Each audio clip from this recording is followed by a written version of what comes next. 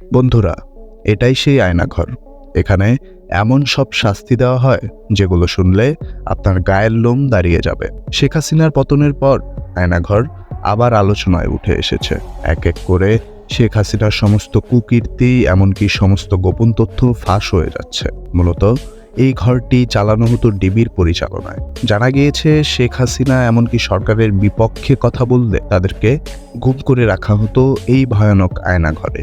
এমনকি সেই লোকদেরকে এমন সব শাস্তি দেওয়া হয় যেগুলো শুনলে আপনি হতভম্ব হয়ে যাবেন। 2024 সালের হিউম্যান রাইটস ওয়াচের রিপোর্ট অনুযায়ী শেখ হাসিনা ক্ষমতায় আসার বছর 2009 সাল থেকে তার পতন পর্যন্ত বাংলাদেশে 600টিরও বেশি মানুষকে এই ঘরে গুম করে রাখা হয়েছিল। এই আয়নাঘর থেকে কোনো রকম আলো বাতাস এমনকি আজান পর্যন্ত শুনতে পাওয়া যায় না। ইতিমধ্যেই শেখ হাসিনার পদত্যাগের পর যারা কারাগার থেকে বের হয়েছে তাদের মুখের কথাগুলো শুনলে অজান্তেই চোখ থেকে পানি চলে আসে। তারা জানায় যে তাদেরকে বিনা কারণেই এই ঘরে নিয়ে গিয়ে চোখ মুখ বেঁধে মাসের পর মাস রাখা হতো।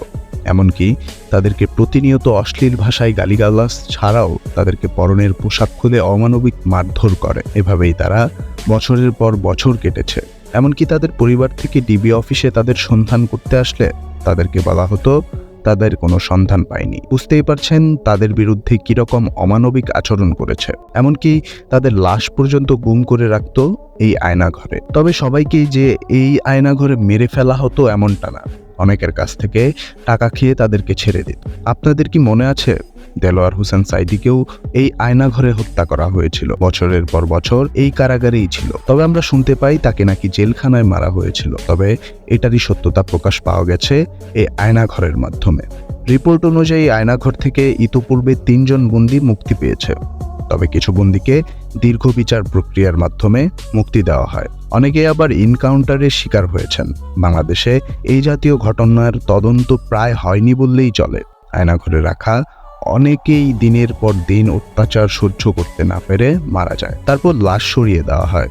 যাদের গ্রেফতার করা হয় তাদের খাতা কলমে কোনো তথ্য রাখা হয় না।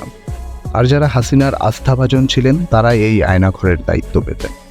আয়নাঘরের বন্দীদের সঙ্গে তাদের পরিবারের সদস্যের দেখা করা বা যোগাযোগের কোনো আইন ছিল না। তো ইতোমধ্যেই ফাঁস হয়ে গিয়েছে আয়নাঘরের ভেতরের এই ভিডিওটি, যেখানে দেখা যাচ্ছে অনেক মানুষের হাড়গোড় কঙ্কাল হয়ে গিয়েছে। তবে ইতিমধ্যে সবাই ধারণা করেছেন ঢাকা ছাড়াও আরও বেশ কিছু জায়গায় এই আয়নাঘর স্থাপিত আছে, যেগুলোতে বন্দী হয়ে আছে হাজারো মানুষ। তো বন্ধুরা, এই ভয়ঙ্কর আয়নাঘর নিয়ে আপনাদের মতামত কি অবশ্যই কমেন্ট করে জানাবেন।